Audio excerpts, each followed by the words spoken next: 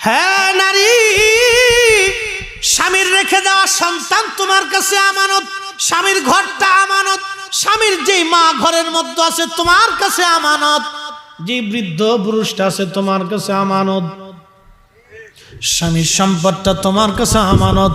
ও নারী, ও বোন, আমি আপনাকে বলতেছি, বুঝে বুঝে বাড়ি চলে যাবেন, ওয়াজ শুনে চলে যাবেন। একদিন মাটির নিচে বসে আছেন, এই মাটির নিচে ঘর হতে পারে। কত সুন্দরী রূপসী নারীকে এই মাটি 2 মাসের মধ্যে মিসমার করে দিয়েছে। কত সুন্দরীকে এই জমিন কবরে নিক্ষেপ করেছে, কবরের মাটি থেকে মিসমার করে দিয়েছে। ওই সৌন্দর্য বেশি সময়ের জন্য না রে বোন, যতই সুন্দরী হন না কেন, এই সৌন্দর্য দিয়ে আল্লাহর মন গোলানো যাবে না। আল্লাহর মন গোলাইতে হলে 2টা কাজে আসতে হবে, একটা হলো নামাজ, আর একটা পর্দা, আর একটা স্বামীর খেদমত। নামাজ, পর্দা, স্বামীর খেদমত ছাড়া কোনো নারী জান্নাতে যাবে না, যাবে না, যাবে না। কথা কন না কেন? এই 3টা কাজ লাগবে। 1 নম্বরে নামাজ, 2 নম্বরে পর্দা, 3 নম্বরে স্বামীর খেদমত। হযরত রাহিমা কাজ করে করে স্বামীর জন্য খাবার নিয়ে আসতেন। এমন দুরবস্থা হলো, 1 দিন না 2 দিন না 18 বছর পার হলো। বাপ কত বছর? 18 বছরে হযরত আইয়ুব আলাইহিস সালাম একটা বারও বলে নাই আল্লাহ আমার রোগ সারাই দাও, খালি বলছে হে রব আপনি খুশি, আপনি আমাকে ধৈর্য ধারণ করার তৌফিক দাও। আল্লাহ কোরআনে বললেন, ইয়া আইয়ুহাল্লাযীনা আমানুস্তাঈনু বিস-সাবরি ওয়াস-সালাহ।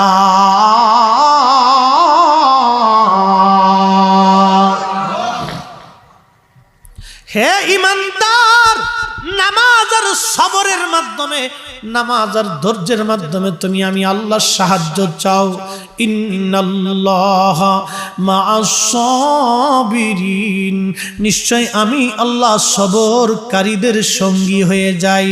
যারা সবর করে ধৈর্য ধরে আমি আল্লাহ তার সঙ্গী হয়ে যাই।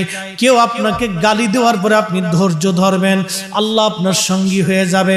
কেউ আপনার জমি দখল করতে চায়, আপনি একটু ধৈর্য ধরেন, আল্লাহ আপনার সঙ্গী হয়ে যাবে। কারণ এই জমি নিয়ে সে আর কবরে যাইতে পারবে না। কথা বলেন না কেন, ঠিক কিনা? চামড়া পচে গেল, গোশতগুলি পচে গেল, দুর্গন্ধ ছড়িয়ে গেল হযরত আইয়ুব আলাইহিস সালামের।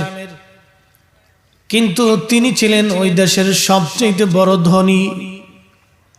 হযরত আল্লাহর পয়গম্বর ছিলেন ধনী। বিরাট বড় বড় খেজুরের বাগান ছিল, বিরাট বড় বড় বড় বড় ছাগল আর উট দুম্বার পাল ছিল।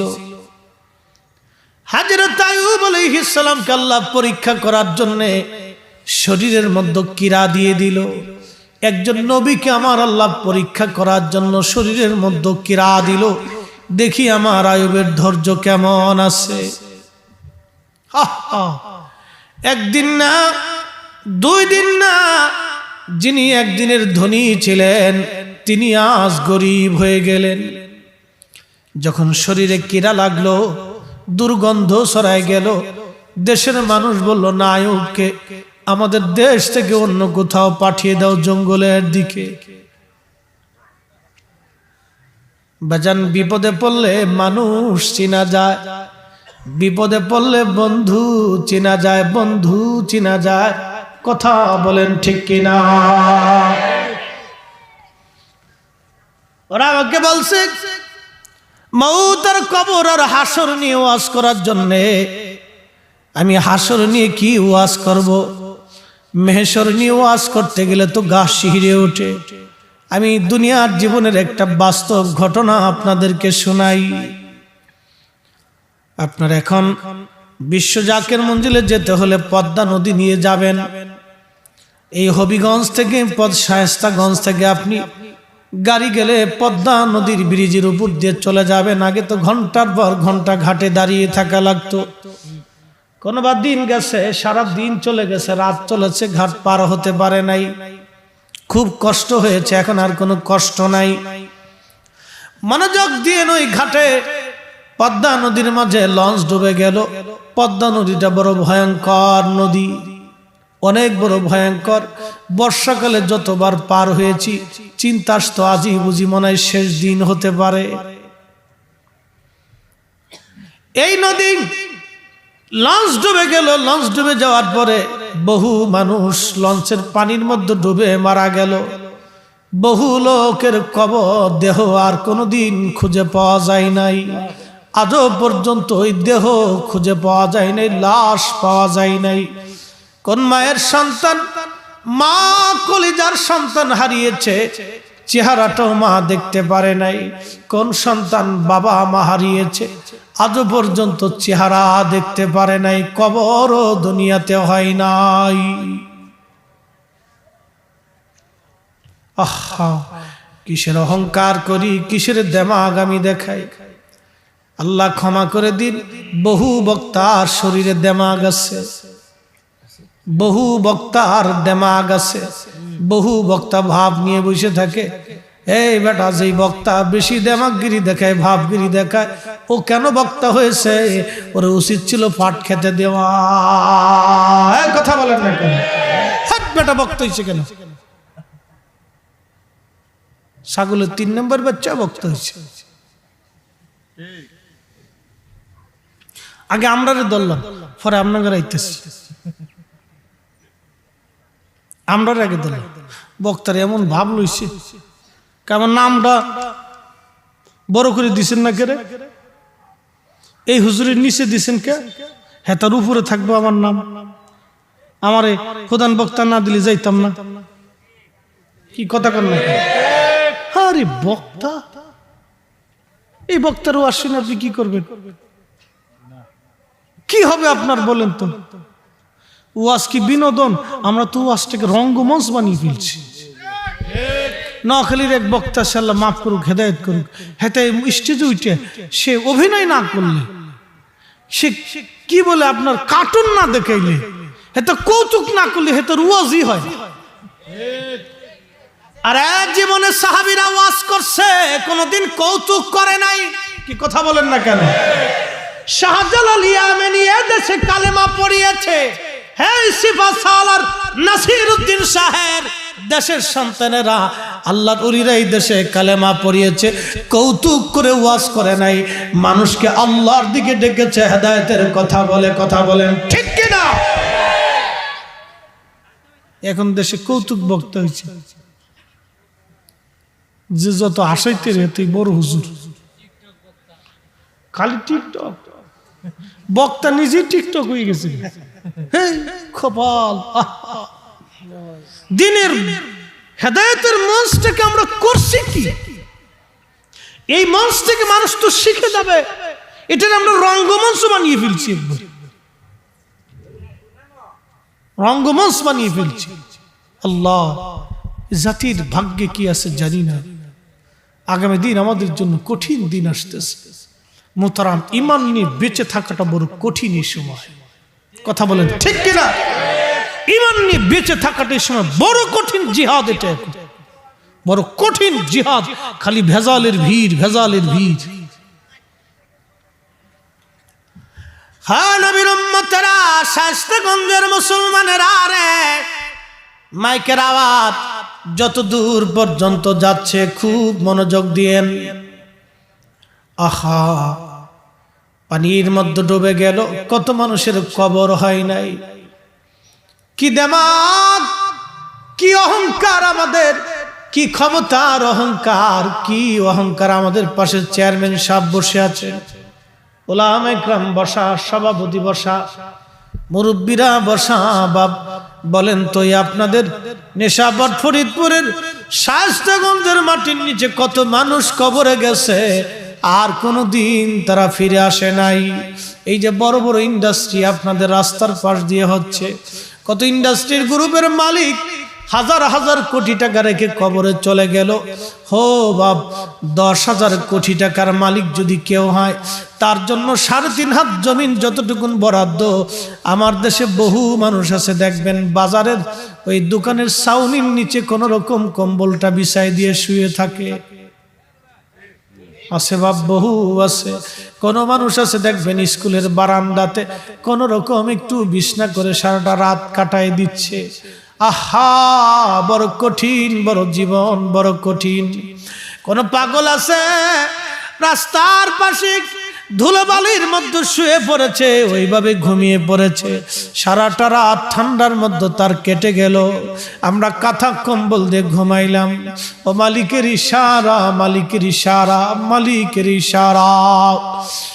ওই পাগলের জন্য, মিসকিনের জন্য বাজারের ওই দোকানের ছাউনির নিচে যেই ব্যক্তির জন্য 3.5 হাত জমিন বরাদ্দ, 10,000 50,000 কোটি টাকা রেখে যারা কবরে গেল, তাদের জন্য 3.5 হাত জমিন বরাদ্দ, 1 ইঞ্চিও বেশি হবে না। কথা বলেন ঠিক কিনা? একদিন মাটির ভিতরে হবে ঘর রে মন আমার, কেন বাঁধো দালান ঘর মন আমার, কেন বাঁধো দালান ঘর। বন্ধুগণ আমার, ওই যুবকটা, একটা যুবক কাঁদতেছিল আর বেহুশে হুশ ফিরতেছিল আর বলতেছিল আমার কিছুই নাই, সব মারা গেছে, কেউ নাই, আমি আমার জীবনের সব হারিয়েছি, আমার কিছুই নাই, আমি সব হারাইছি। যুবকটা কাঁদতেছে। সাংবাদিক কাছে যে বললেন, ভাই কে তোমার মারা গেল? বলে আমার জীবনের কিছুই নাই, সব হারিয়েছি আমি। বলো কে মারা গেছে? বলে আমি লঞ্চের মধ্যে বসা ছিলাম জানালার পাশে, আমার স্ত্রী আমার পাশে ছিল, ছেলেটাকে কোলে করে, আমি নিজেই আমার ছোট্ট কন্যাটাকে বুকের ভিতরে নিয়ে আমি বসেছিলাম। লঞ্চটা কাত হয়ে পানির মধ্যে ডুবে গেল। বর্ষাকালে পদ্মা নদীর পানিগুলি বড় ঘোলা হয় আর এবং প্রচন্ড স্রোত হয়। এমন স্রোতের শব্দে রাত্রিবেলা গর্জন করতে থাকে, এমন স্রোত হয়, গর্জন হয় স্রোতের। ওই স্রোতের গর্জনে কারো কলিজা কেঁপে ওঠে, এমন গর্জন পদ্মা নদীর স্রোত। খুব মনোযোগ ওটা ডাকতে থাকে। যখন বর্ষাকালে প্রচন্ড স্রোত হয়, পদ্মা নদী ডাকতে থাকে। লোকটি বলল স্রোতের কারণে ওই লঞ্চটা উলট পালট খাচ্ছিল। আমি জানালাটা বাম হাত দিয়ে ধরেছিলাম, পানির ভিতরে আমি আমার স্ত্রীকে হারিয়ে ফেললাম। যুবক লোকটি ডেকে বলতেছে, সাংবাদিক শোনো গো, আমি আমার জীবনের কঠিন যুদ্ধে অবতীর্ণ হলাম আমার বিবেকের সাথে। আমার কোলের মধ্যে ছোট্ট মেয়েটি আমি ধরে রাখছিলাম এক হাত দিয়ে, বাম হাত দিয়ে আমি জানালা চেপে ধরছিলাম। যদি আমি হাত ছেড়ে দেই তাহলে আমিও মারা যাব, আমার কোলের ছোট্ট মেয়েটি মারা যাবে। আর যদি মেয়েটাকে ছেড়ে দেই তাহলে আমি বেঁচে যাব, আমার কলিজার টুকরা ছোট্ট মেয়েটি চিরদিনের জন্য পদ্মা নদীতে হারিয়ে যাবে। আমার জীবনের সাথে কঠিন যুদ্ধ চলতেছে, বিবেকের সাথে আমি লড়াই করতেছি। যুদ্ধ করে করে করে করে আমি একজন বাবা হেরে গেলাম। আমি যুদ্ধে হেরে যে নিজের জীবন বাঁচাইতে যাইয়া আমি আমার ছোট্ট মেয়েটাকে পদ্মা নদীর মধ্যে ছেড়ে দিয়ে আসছি। আমি বাবা হয়ে আমি আমার ছোট্ট মেয়েটাকে আমি বাঁচাইতে পারি নাই। সাংবাদিক আমি সব হারাইছি, আমার কিছুই নাই, আমি সব হারিয়ে ফেলছি। আমি একজন বাবা, নিজের ছোট্ট কলিজার টুকরা মেয়েটাকে বাঁচাইতে পারি নাই। যুবক বন্ধুরে, ও শায়েস্তাগঞ্জের মুসলমান, দুনিয়ার পদ্মা নদীতে যদি একজন বাবা নিজের জীবনের জন্য সন্তান ছেড়ে দিয়ে চলে আসতে পারে, মেহেশরটা কত কঠিন,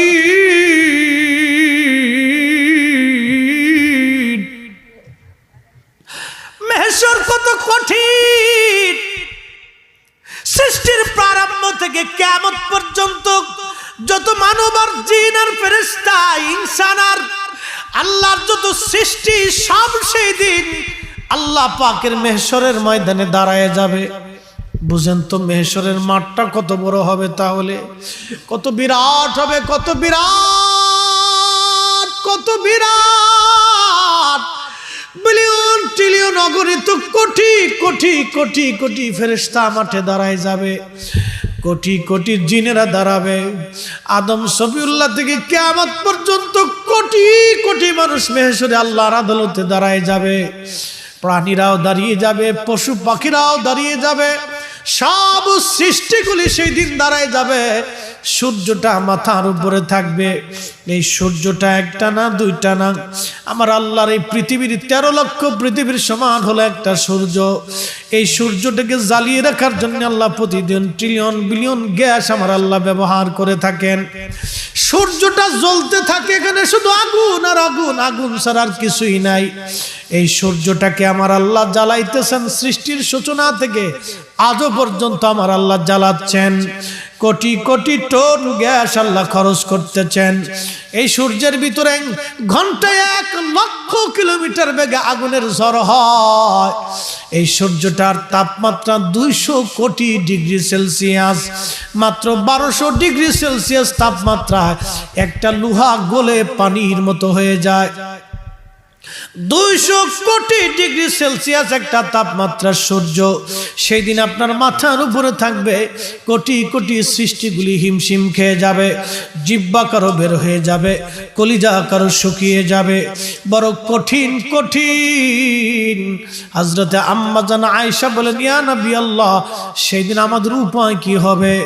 আমার নবী বললেন, আয়েশা রে, ওই মেহশরে আমি ছাড়া আর কেউ পোশাক পরিহিত থাকবে না।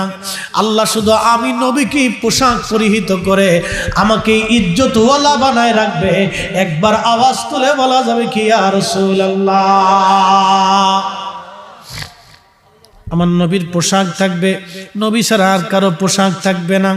শুধু আল্লাহর হাবিবের পোশাক থাকবে, আল্লাহর নবী ছাড়া আর কারো পোশাক থাকবে না। আল্লাহর নবী ওই পোশাকে পরে থাকবেন। আম্মা জান আয়েশা বলেন, ইয়া নবী আল্লাহ, তাহলে মেহশরের মাঠে আমাদের উপায় কি? নবী আমার ডাক দিয়ে বলেন, আয়েশা রে, শোনো শোনো শোনো শোনো শোনো, ওই কঠিন মেহশরের মাঠে আয়েশা, তোমাদের দিকে তাকানোর মতো কোনো মানুষের সময় থাকবে না। পদ্মা নদীর মধ্যে একজন বাবা যদি নিজের কলিজার টুকরা মেয়েটাকে ছেড়ে দিয়ে নিজের জীবন বাঁচানোর জন্য চলে আসে, তাহলে বুঝুন তো এই কবর কত কঠিন থাকবে। আল্লাহ বলেন, কুল ইন্নাল মাউতাল্লাযী তাফিরুনা মিনহু ফাইন্নাহু মুলাকীকুম। হুজুর আপনি বলে দেন আমার বান্দারা যেখানেই পালাক না কেন, মৃত্যু তাদেরকে আলিঙ্গন করবে, মরণ তাদেরকে ধরবে। মরণ থেকে পালানোর মতো কোনো রাস্তা তার নাই। বাদশাহ ক্যা ফকির হো সবকো एक ही ठिकाना, सबको एक ही ठिकाना। আরে একজন বাবা যদি পদ্মা নদীর মধ্যে সন্তানকে নিজের জীবন বাঁচাইতে যাইয়া ফেলে দিয়ে চলে আসে, যুবক কিসের নেশা কিসের আশায় তুমি এখনো নামাজে দাঁড়াও নাই? কেন রে এখনো মাহে রমজানের রোজায় বসো নাই? কেন রে তুমি এখনো নবীর পক্ষে কথা বলো না? আমরা যখন নবীর ইজ্জতের পক্ষে কথা বলি, আমার দেশের এক শ্রেণীর যুবকরা আমাদেরকে গালি দেয়, বেদাতি বলে, ভণ্ড বলে। তাতে আমাদের মনে কোনো দুঃখ নাই। আমরা নবীর পক্ষে বলেছি, নবীর উম্মত আমাদেরকে গালি দিছে। এ নবীর উম্মত আজকে দুনিয়ায় নাই, মেহশরের মাঠে দেখা হবে। ওই দিন আমার নবীর সিলমোহর ছাড়া কোনো উম্মত জান্নাতে যাবে না, যাবে না, যাবে না। জান্নাতে যাইতে হলে নবীর দেওয়া ভিসা লাগবে, ভিসা লাগবে। নবীর ভিসা ছাড়া উম্মত জান্নাতে যাবে না। কথা বলেন ঠিক কিনা? ওরা মনে করছে আমরা শাইখের পক্ষে কথা বললে জান্নাতে যাব। ও বেটা বলো, আমার দেশে কিছু বলদ আছে, দোকানদারি করে, দোকানদারি করে চিন্তা করলো মালে ভেজাল দিব, মালে কম দিব, কি লাভ হবে? মালে কম দিয়ে ভেজাল দিয়া অনেক টাকার মালিক হবা, ওই টাকা তোমার সন্তানে ভোগ করবে, তোমার নসিবে হবে না। ওই হারাম টাকা দিয়ে সন্তানকে মানুষ বানাইয়া যাইবা, কিন্তু ওই সন্তান দিয়ে তোমার কাজে লাগবে না। আরে একটা বাবা যদি পদ্মা নদী নদীর মধ্যে নিজের কন্যাকে ছেড়ে দিয়ে আসতে পারে, ওই সন্তান কিয়ামতের ময়দানে 4 পয়সাও কাজে লাগবে না। যিনি কাজে লাগবে তিনি নবী, নবী, নবী। গোলামি করলে ওই নবীর গোলামি করা লাগবে। কথা বলেন ঠিক কিনা? হ্যাঁ, হাত উঁচু করে বলেন ঠিক কিনা? গোলামি করলে নবীর গোলামি করেন, দল করলে নবীর দল করেন। গোলামি করলে নবীর গোলামি করেন, দল করলে নবীর দল করেন। বড় কঠিন পরীক্ষা, বড় কঠিন পরীক্ষা। হযরত আইয়ুব আলাইহিস সালাতু ওয়াস সালামের শরীরের মধ্যে কীড়া লাগলো, দুর্গন্ধ ছড়ায় গেল। ঘর থেকে তাকে বের করে নিয়ে দিয়ে আসলো খুব নির্জন জায়গাতে, কেউ তার সঙ্গী নাই। দেশের মানুষকে তিনি, এমন কোন ব্যক্তি ছিল না তিনি দান না করতেন। উনার দরজা থেকে কোনো মানুষ না খেয়ে যেতে পারত না, কোনো ভিখারি উনার দরজা থেকে মাহরুম হতো না। অথচ আজকে সেই হযরত আইয়ুব আলাইহিস সালাতু ওয়াস সালামের শরীরে কীড়া হলো, দুর্গন্ধ ছড়িয়ে গেল। এমনকি শরীরের এমন কোনো জায়গা নাই, শুধু বাদ ছিল জিহ্বাটা। জিহ্বাটা ছাড়া আর কলিজাটা ছাড়া আর কোথাও কীড়া লাগা বাদ পড়ে নাই। কিতাবের মধ্যে আসছে, তাফসীরে দেখলাম, আহা, কীড়ায় খাইতে খাইতে গোশতগুলি পড়ে গেল। কোথাও কোথাও হযরত আইয়ুবের হাড্ডি দেখা যাইতো, গোশতগুলি খসে খসে পচে পচে পড়ে গেল। কেউ নাই তার সঙ্গী। তার একজন বিবি ছিল রাহিমা, অনেকগুলি নাম আছে তার, কিতাবের মধ্যে 3টা নাম আছে, রহিমা নামেও একটা নাম আছে। স্ত্রী বলল, স্বামী রে, জীবনে কত ভালোবাসা আপনি আমাকে দিয়েছেন। ও স্বামী আমার, পৃথিবীর সব মানুষ আপনার থেকে জুদা হবে, কিন্তু আমি আপনার স্ত্রী আজকে আপনার থেকে জুদা হব না। একবার জোরে বলা যাবে কি মারহাবা?